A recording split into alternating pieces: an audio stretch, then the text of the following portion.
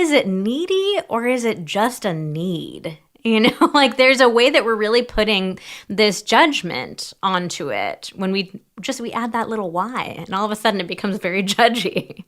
So it's like asking ourselves, is it just that I'm wanting something, or I could use help with something, or something sounds good to me? Or is it crossing that line into neediness where it's asking somebody more to validate your worth?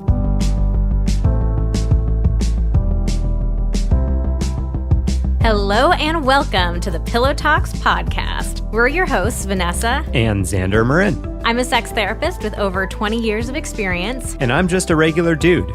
We share the ups and downs in our relationship while giving you step-by-step techniques for improving yours. Make sure you subscribe for your weekly double date full of totally doable sex tips, practical relationship advice, hilarious and honest stories of what really goes on behind closed bedroom doors, and so much more. It's the sex education you wish you'd had.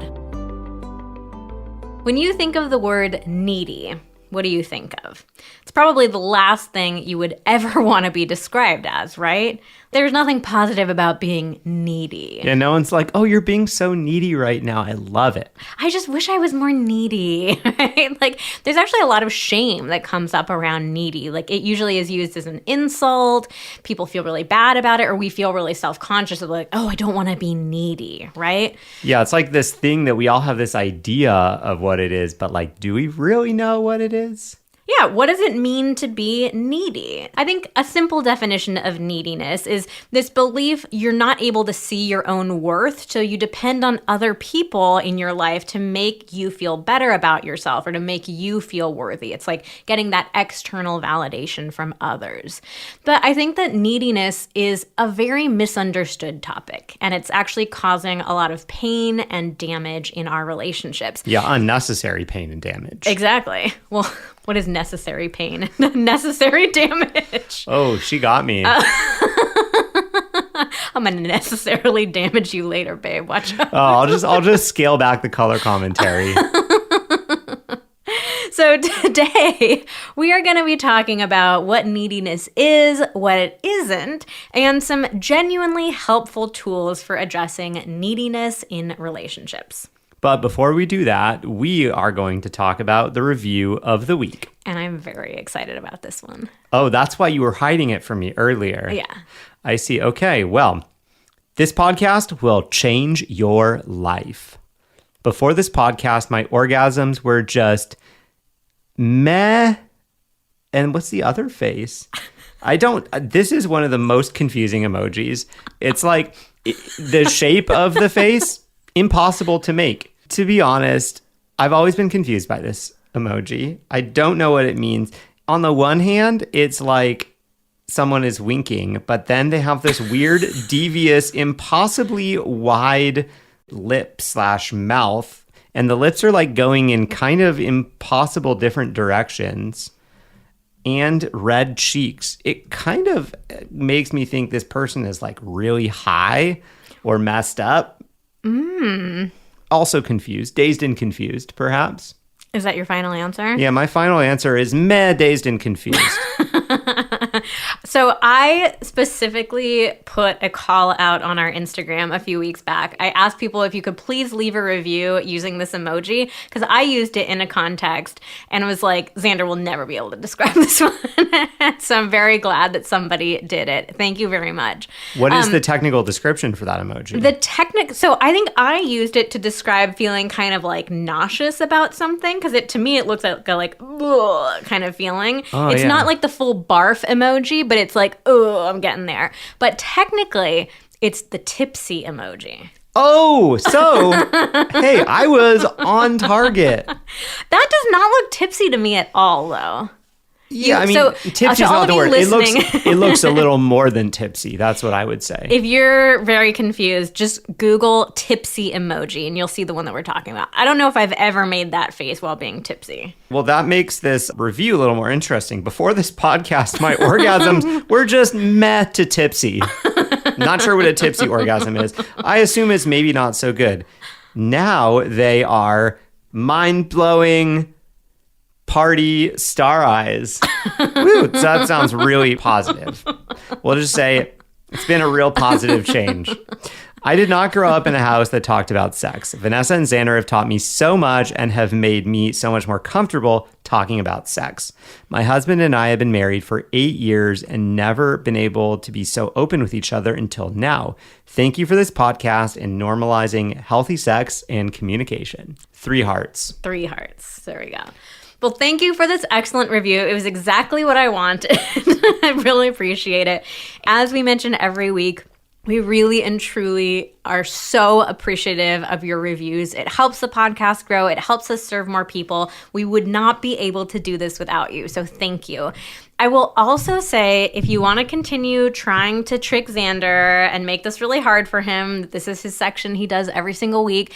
Nobody has branched out to the non-face emojis. We've had like heart emojis, but there are a lot of tricky ones. So the more creative you can get working different emojis in, like really make him work for these reviews. Also keep in mind, I'm looking at a screenshot of an emoji on my computer. It's quite small. It's difficult for me to zoom in.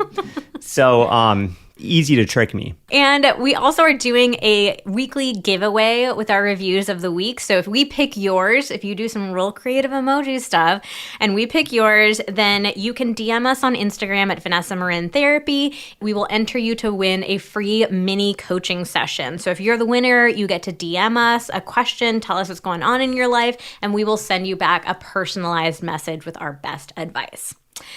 All right, so let's get into this conversation about neediness. So I think the very first thing that we need to do is to talk about like what neediness really means. And I think for that, we have to get into this distinction between like what is a need and what is a want or a desire. Yeah, because there's a lot of confusion around what is actually what. And I think the reality, what we'll probably find is that there are not as many needs as there are desires or Oh, you're giving a wants. spoiler alert. Oh, God. So a need is something that you require to survive versus a want. It's something that you don't need to survive, but you would like to have. It's a good to have, a nice to have, a wonderful to have. It could be a really strong desire, a really strong want. But I think this is so interesting because like technically the vast majority of us are using the word need in the wrong sort of way. If we really want to get down to it, the only real needs that we have are like food, water, shelter, right? Like those are the things that we need for pure survival. But a lot of us use the word need in relationships all the time. I need you to take out the trash. I need you to stop talking back to me. I need you to, X, Y, and Z. Can I interject with a little topical example here? Sure. Real quick. We maybe got a couple reviews, a little bit of feedback on our podcast as we were growing that we needed to sound better. That we needed to upgrade our microphones because it was too hard to listen to in the car. I have to share my favorite one. Somebody DM'd on Instagram and was like, I tried to get my boyfriend to listen to this with me, but he says that you guys sound like you're recording in the bathroom and he refuses to listen. That was my favorite one. But we were like, perfect is the enemy of good. Right? Like we were just trying to get this podcast started, and we had like a mic that was fine. It was decent. You know what? Who cares about trying to get the perfect setup? Let's just get started. Hey, it's the middle of a pandemic, people. We weren't like, oh, let's go interview a bunch of podcast managers. Let's find a studio, blah, blah, blah. It was just like, let's get this done in our office. But let's go back then. People said we needed to get better. People needed to hear us in like sparkling clean audio. And we really wanted to fulfill that expectation. We really wanted to sound super professional. So we went out and bought some brand new podcasting mics. We bought some, oh my God, I'm blanking on the word. What is this thing? The arm? Yeah, we have these little telescoping arms that connect to the desk. It's really, really professional now. They look like real pros. And so we actually have been using these mics since our last episode, Butt Stuff, the sequel. We didn't say anything about it because we were just recording for the first time with the mics. And we were like, let's like see how they actually sound before we start bragging about it. The results are in. I think we sound... Well, the results from us are in, Yeah. but you tell us. Do we sound better? So Yeah. DM us on Instagram at Vanessa Marin Therapy and let us know. Do you hear a difference? Yeah, do we sound like a real ass podcast? Okay, but even then, that's the incorrect definition of need because nobody was going to die if they didn't hear us sounding Well, yeah, better, I know. right? So, yeah, people who are complaining on Instagram and in our podcast reviews, they felt like we really needed to do this because they could not survive listening to a podcast that sounded like we were in the bathroom. I would die recording a podcast in the bathroom. I hope that person that's listening, or maybe they can tell their boyfriend or Yeah. husband, you know what? They have left the bathroom. They Out of have, the bathroom. they have really professional audio equipment now. All right, let's get back to this. So, I think it's really interesting for us to think about like what are our actual needs in relationship. I mean, honestly, if we want to get really technical and nitpicky about it, there aren't any true absolute needs that we have in relationships. But I do think we were kind of talking about this earlier and we're like, yeah, there's nothing in a relationship. Like you're not going to die. There aren't any I'm going to die needs in a relationship. But there are things that might make you feel like you're going to die inside if you don't have them. Yeah, and I think in this day and age, it's fair to say that our emotional well-being is very important. We can technically survive, but if we are dying inside emotionally, we are not really, like, what kind of life are we really living? Yeah. So in reality, stuff like companionship, love, physical affection, sex, kindness. people, yeah. These are things that most of us really do genuinely need, and we cannot go out and just get them ourselves. They are things that require somebody else to be involved. And we're going to get a lot more into this in a minute, but we just wanted to start with like that understanding of what's really a need and what's a want and a desire. And they're all valid, but I think it is important for us to get clear on what those different words mean. The other major thing that we wanted to bring up is gender dynamics play a huge role in this conversation around neediness. So as women, we're really socialized to be judgmental and self-critical of our own needs. So a lot of us feel that asking for any tiny little thing is needy, right? It's so much more rare for a man to be judged as needy. For men, it's much more socially acceptable for them to ask for things. And we even admire men who ask for things like, oh, he's so confident, self-assured, and he knows what he wants. Whereas a woman asks for things and she gets a very different kind of judgment. The interesting thing, though, is even the words that you used to say, they're like, he goes and asks for what he wants. You use the word wants, not needs. So like that right there is probably a huge reframe. Like if you can reframe the things that you feel like are needy, assuming they really are wants, and probably they are mostly wants, you might already be feeling a lot better about things. So we asked our Instagram audience, we said, do you ever feel like you're being needy? Are you afraid of being needy? And we broke this down by gender. And we did just ask men and women. So I want to acknowledge that we're being very binary here. But we are Also, talking we're about, a bit skewed towards women in our Instagram audience. but we're talking about like kind of traditional gender stereotypes. So that's why we just went with men and women versus a more inclusive language there. So women, 73% of women said that they were worried about being needy. Only 27% said no. Compare that 73% with men.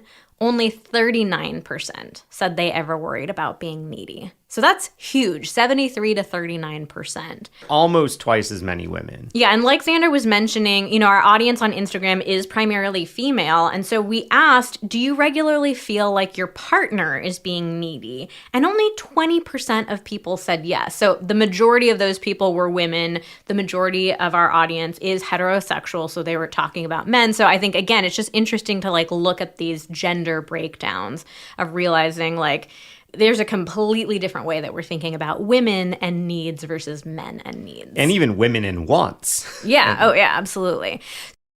As we were thinking about this topic, because we've never done anything on this topic before, right? No. So we were kind of sitting around brainstorming with our team, and this phrase came up to mind for me. I was thinking, like, is it needy or is it just a need? Like there's a way that we're really putting this judgment onto it when we add that little why, and all of a sudden it becomes very judgy. So it's like asking ourselves, is it just that I'm wanting something, or I could use help with something, or something sounds good to me? Or is it crossing that line into neediness where it's asking somebody more to validate your worth? We actually had a really great example come up on Instagram just over the weekend. We got a message from a woman who said she feels really needy asking her husband to help her finish after he's finished during sex. So like he's had an orgasm and he just like gets up and starts cleaning up, and she's like, what about me? We actually get a ton of these kinds of messages of a lot of women in heterosexual relationships saying, how do I ask for like a little bit more focus on my pleasure without coming across as selfish? This is just a perfect example of like, is it needy or is it a need? It's a very reasonable thing to want your partner to care about your pleasure and to focus on you, and for you to get to have an orgasm if your partner gets to have an orgasm. So now let's go over some tips for actually navigating your needs and wants and desires. Any regular listener of the podcast is not going to be surprised that we are starting with you developing more familiarity with your own needs and with why you have those needs. I think it's really important for all of us to have clarity around what exactly is it that we're looking for from our partners. The really interesting thing here is, in relationships, it really can come across as neediness to another person if they can sense that you don't even know what it is that you're asking for, or that you're beating around the bush. When you're not clear with another person about what it is that you're asking for, not only are you making a request of them or wanting something from them, but you're also putting the load on them to figure out what it is that you want. Nobody likes that feeling of, it feels like this other person is trying to get me to do the work of figuring out what it is that they want, or this person is kind of beating around the bush. There's obviously something else that they want or something else that they need. They're not coming right out and saying it. And so like, I am being expected to either read their mind or to figure out what it is and say it myself, because maybe they're too uncomfortable to say it or ask for it. And that just doesn't feel good to anybody. And you know what the classic example of this is? When one partner asks the other one, like, what's wrong or what's going on? And someone's like, nothing. But you know, it's something. Then you're like, no, come on, babe, tell me. You can tell me it's all right. What's going on? I can tell something's going on, right? All this extra effort to have to figure it all out.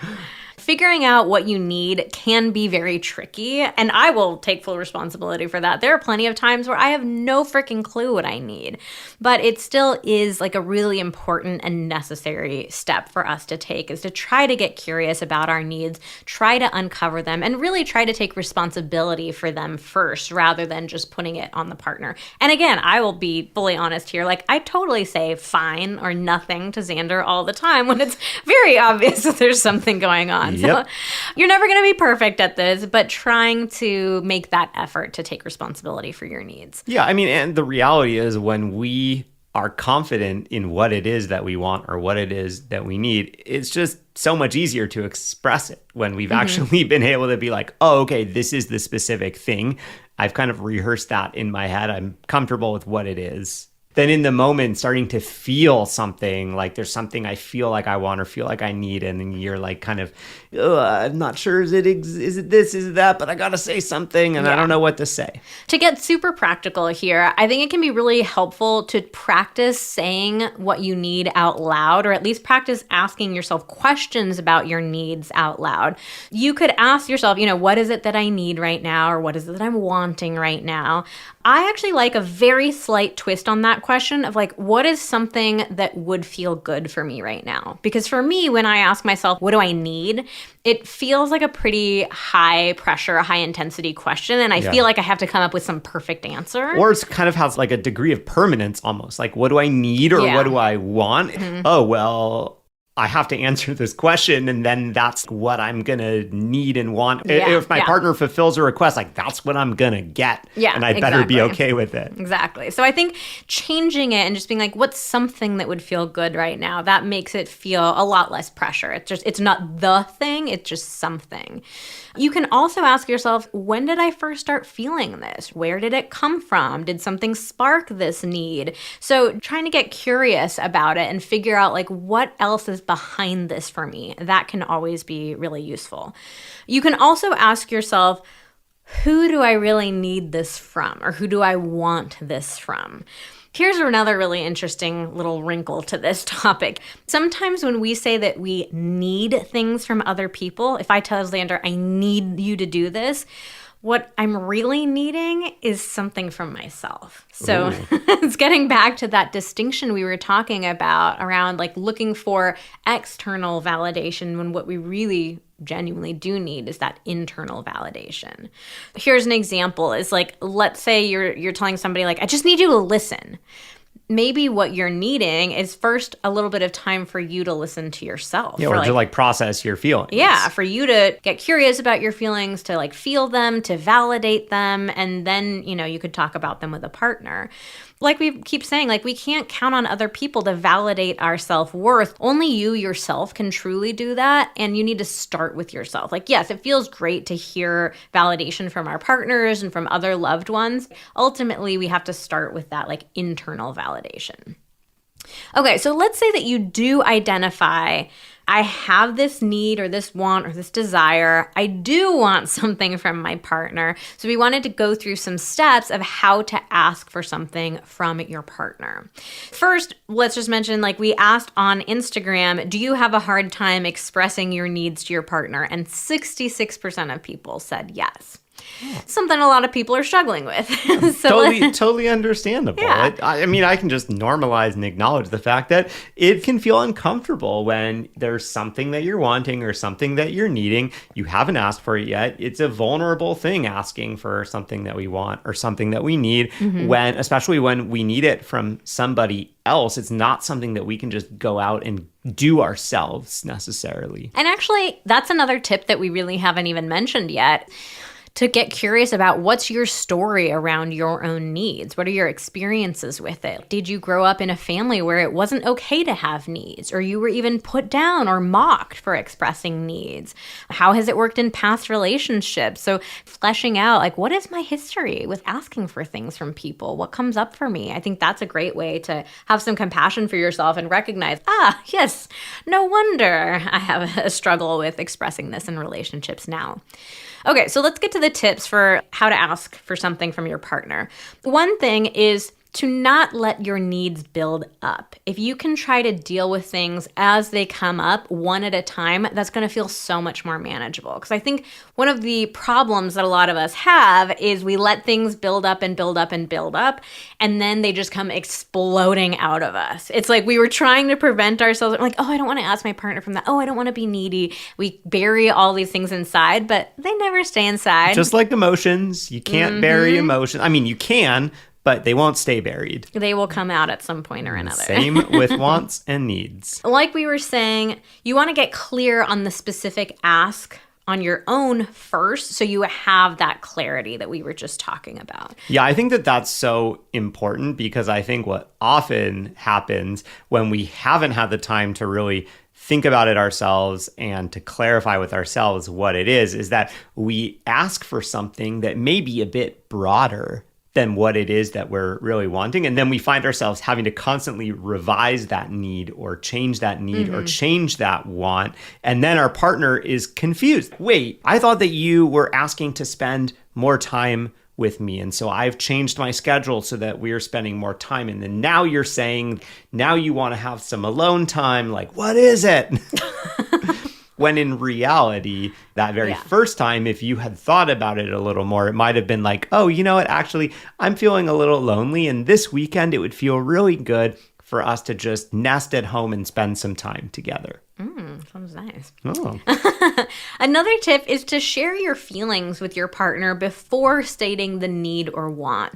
A lot of times, again, because we're so uncomfortable asking for something that we want, it winds up coming out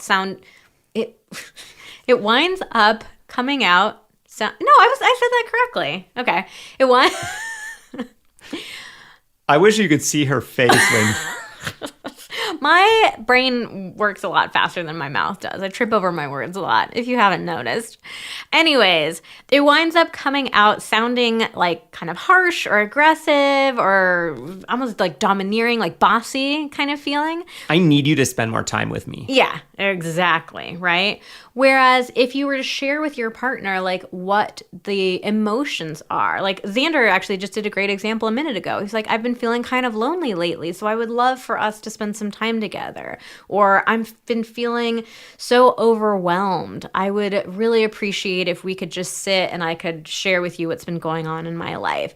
Even it could be something as simple as telling your partner, I'm feeling really nervous asking for this, but I want to make this request of you. Like it just, I think having that emotional context helps soften your partner. They realize like, oh, my partner's struggling with something, or oh, my partner has a really positive intention in making this request rather than just barking out an order at them. It makes it feel so much more clear and more real and understandable and less permanent and less of a command. When you kind of let it build up and build up and build up, and then all of a sudden it's just like, we need to spend more time together.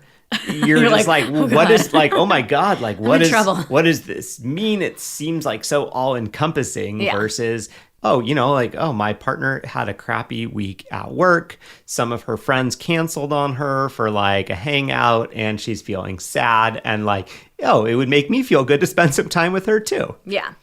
Next tip is to try using the word want instead of need. Anytime that we tell our partner, I need this, I need you to do that, I need you to stop doing that, it just naturally does sound kind of bossy, right? And there's probably the cynical part of the person hearing it that goes, do you really need that? Or do you... Yeah. So I think just changing the language can have a surprisingly big effect. Asking for like, I want you to do this. Or to soften it even more, I would like. I was about to say my favorite way is I would love. Oh, even that better. That feels super soft. Like I would love for you to do this. I would love for this to happen. I would love for us to do this together.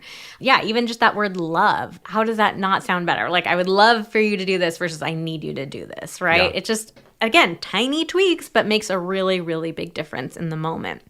When you're making your request, be as clear and specific as you can. So I think the more detail you're able to flesh this out with, the better it can be. So instead of like, I need you to be more present, what about something like, I would love to have some time with you where we're both off of our phones and free of other distractions? Or like to be even more specific, if you're just like finding yourself in a moment where you're wanting to be more present just in that moment and you're not really trying to say like there's a broader problem with us not being present, it could just be like, hey, I would love to spend the next hour with you uninterrupted without our phones or something like that. Like you don't have to always get that specific, but I do think it is important to try to think about how all-encompassing is this request that I'm making? Is this sort of like a global request of like, hey, it's a trend. My partner is not very present with me whenever we're together. So I do want to be making a request that is more permanent, or this is sort of a fleeting need or a fleeting want that I'm having. And being able to express that. That's just where the clarity is important. Yeah. Even if it is a case where this is like a more global issue. So this example that we're playing with of being more present, this is a perfect one. A lot of couples in relationships would say like, I really want my partner to be more present. It feels like my partner's not there. We don't really have much like quality time together. Even if that is the case for you, barking out, I need you to be more present, it doesn't really mean anything to your partner. They're like, what do you mean? Like immediately in this moment, for the next couple of weeks, for all of eternity? Have I been present in the past or have I not been present in the past? Even if it is this global issue, if you start with making specific requests in the moment, that's a way to open up the conversation. So the two of you are sitting watching TV, but your partner's on their phone. Hey, babe, I would love it if we could put our phones down and just watch this show together for the next hour. Maybe you repeat it a few times, and then at that point, it's like it's become a more of a topic of conversation. So if you do need to have the like, you know what, babe, I've been noticing that it just feels like we're spending a lot of time like in each other's presence, but not actually being emotionally present. You've kind of set the scene to have this bigger conversation. you've laid the groundwork. It's not a surprise. Yeah. It's not like out of nowhere you just hear, I need you to be more present. The other thing when I heard you say that, like, I need you to be more present, the other risk that you run in voicing it in that way is that what your partner hears is, you piece of shit, you're never present. Like, you just hear it, you hear the opposite of it. Oh, you're just like never around. And that just cues up lawyer mode in your partner who goes, oh, well, let me come up with all the examples. I was present yesterday. Yeah. I'm not even looking at my phone while talking to you right now. I don't know why my partner voice came out so weird there. All right. And then our last tip is to be direct and unapologetic when you're stating a request or asking for something from your partner. So ironically, I think we come across as being very needy when we are trying to downplay our needs. Oh, yeah. So when you clearly and confidently state a need, that comes across as way less needy. So like, for example, when you hear your partner say something like, oh, well, there's just this one tiny little thing that I was thinking about, but it's really not a big deal. Like, you really don't need to do it unless you're absolutely sure. And I mean, I don't know, you know, like. I don't want to impose. And, and I'm singing this really cute little voice too. That just makes me want to like spit it out. What are you talking about, right? And I mean, if I heard that, I'd be like, okay, well, this is like, I'm just not going to take it very seriously. Yeah, exactly. Like, they haven't even asked for something and they've already undermined it in like 10 different ways. Yeah. They've given me all these excuses of, it actually is a big deal to me, so I'm not going to do it. Or like, it is a bother, so yeah, you know, it's like, you've given me all these outs already and you haven't even said what it is. Yes. So the more direct you are about your needs, the less needy you will come across as. All right, to wrap this up, we just want to normalize. Forget what you've seen in the movies. No relationship is ever going to meet all of your needs. So even though we're giving you these tips for conveying your needs more directly and trying to reframe what the hell needy actually means, we also just want to be super clear. You're not ever going to get all of your needs met in a relationship. That's just not how relationships work. So there are going to be ways where you do feel needy, where you feel like you have needs that aren't met. That's just normal and that's life. Different people have different levels of needs, and especially in different seasons of life as well. So we want to normalize that too. But we hope that these tips have really helped understanding that neediness doesn't need to be this like terrible thing that we build it up to be. And the more clear and confident you can be about your needs, the more likely you are to get them met. And the less needy you'll be. All right, well, let's get into a couple listener questions because I think there's a lot of good questions on this topic. The first one is, what's the line between being secure and asking for what you want versus asking for too much? This is such an interesting question. So, I mean, bottom line, there isn't really a line. I'm curious. This person, like, what is too much? There's an underlying assumption in the way this question is worded that this person wants or needs so much it can't be fulfilled. Like, this person's already saying there is too much clearly that they want, so they're trying to figure out how to ask for like the least possible amount. I don't know. My guess is that this question came from a woman because I'm guessing that she has been socialized to believe that her asking for anything is bossy or demanding or needy. I just think that that's the little vibe that I'm getting from this question. So I'll give you a little trick that Xander and I use in our relationship. When there's something that we're wanting from each other, but we're kind of feeling unsure about the request, we will ask each other, is this a reasonable thing for me to ask for from you? And that makes it a conversation between the two of us rather than like, here's the thing I need, go off and do it. It becomes like, let me feel into that. Does this feel like reasonable? Does this feel like too much? And we're able to talk about it in a really non-judgmental way. Neither one of us will spit back, that's completely unreasonable, you terrible witch. You know? Yeah. And I think that's a good way to be able to talk about it. If you haven't been able to figure out for yourself what the exact precise need or want is. It's like, I'm having this general feeling of some stuff that I'm wanting or needing, and I can't quite gauge yet. Like, is this reasonable? Or are there ways that maybe I could fulfill some of this myself? It just opens the door to talking about it in a open way, non-judgmental way. And I'll give you one more trick for this one too. Another thing to do is to flip this around and think, if someone was asking this of me, how would I feel about that? So that'll give you a little bit of a sense of, ooh, that's kind of asking for a lot versus like, no, I'd like that would feel okay to me.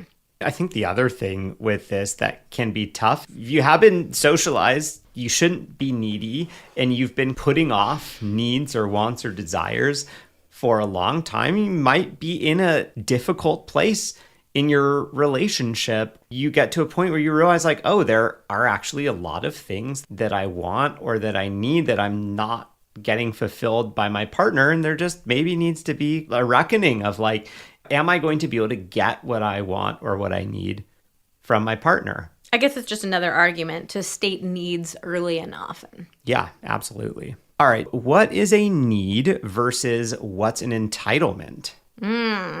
So I think of entitlement as feeling like I deserve something and I don't care what the circumstances are, who it hurts, what it takes, I deserve it. So for me, there's an interesting distinction that comes up between like deserving and entitlement. I think we are all deserving of a lot of things. Like I'm deserving of kindness and respect and love and loyalty and all that kind of stuff. But for me, entitlement implies a really bratty sort of tone, a lack of compassion, a lack of caring.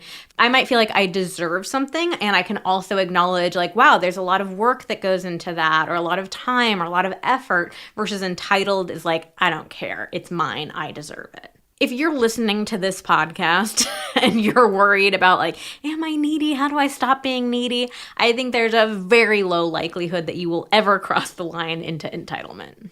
All right, so the next question is how to remind my partner of my needs without coming across as a nag. Okay, there's definitely going to have to be an entire podcast episode about nagging because that's such a common dynamic that comes up. But what comes up for me in the first glance of this question is an acknowledgement that stating your needs is never going to be a one and done kind of thing. Like, as much as we might wish. It would be so nice to just be able to tell your partner one time what it is that you'd like or need. But the reality is your partner's a different person. They are not going to remember what you say. They might do things a couple of times and have the best of intentions, but they're going to forget. We're all fallible creatures. We do an awful lot of forgetting.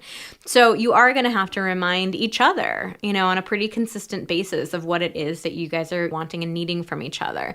One thing that can help is like having a weekly check-in with each other where you give yourselves the opportunity to talk about what is it that we are wanting from each other this week? How have we been doing? What do we need to do a little bit more of? So if it becomes kind of a regular conversation, there's a little bit of a structure around it, and you both have the opportunity to share that with each other, that's much less likely to come across as nagging. Last question is how to get my partner to be more needy. Yeah. I need my partner to need more things. Needy. So this is a really interesting one. We got this question quite a lot. First answer is what I was just saying a couple minutes ago, like that different people have different levels of needs, and that's okay. So you're not ever going to have a relationship where you guys have the exact balance of needs from each other. That being said, I think that this can be a really interesting conversation to have because what it makes me curious about the partner, do they have a story around how they are or are not allowed to rely on their partner? Oh, yeah. I think this is, especially in the US, a huge thing. We kind of have this cultural idea, especially with men, that like we have to be self-reliant. We provide for ourselves. We don't need anybody's help. Mm-hmm. And I know that this is also a thing in plenty of other societies, is definitely like a very capitalist type of thing, but it's a very specific sort of like American frontier kind of way of thinking. I think it's important to remind ourselves, okay, yeah, I can acquire food, I can acquire water, I can acquire shelter for myself, but there are a number of things that I cannot acquire for myself on my own. I require somebody else who's willing to play ball with me, who wants to give those things to me too. Love and compassion, friendship, and stuff like that. Just reminding yourself, you are not on your own. You can't get all the things you need emotionally on your own. That can be a good starting place. So yeah, I think also the wordplay can be really interesting here. So if you ask your partner like, well, what do you need from me? They might say like, nothing. But if you could ask them like, what do I contribute to your life? What do I bring into your life? What do you appreciate me for? What would you miss if I wasn't here? Ooh. That might be a different sort of way, a more useful way of getting across. Because I think really what this person is asking thing is I want to know that my partner wants me in their life, that they value me here. It's not like, oh, yeah, my partner's there or they're not there. Couldn't care less. Doesn't make a difference to me, right? And so I think asking those kinds of questions might get you better answers than talking about it in the terms of neediness. All right, well, that wraps up our episode on dealing with quote unquote neediness in a relationship. And I know we started talking a little bit about doing check-ins with each other as a way to like navigate your needs with each other. So we have a really awesome free guide for you. It's called the Simple Daily Check-In, and it gives you 5 questions that you can ask each other every single day. It takes like 5 minutes to go through it. And it can just be a really, really nice way to set aside a few minutes to connect, to talk about what you guys are needing or wanting from each other. You can do it once a week if you don't have the time to do it once a day, but it's just such a nice, easy, really intimacy building framework. So we will put the link to download that in the show notes. Well, that's all for today's episode of Pillow Talks. Thank you so much for listening, and join us again next week when we talk about what makes someone good in bed. Ooh, can't wait. Spicy.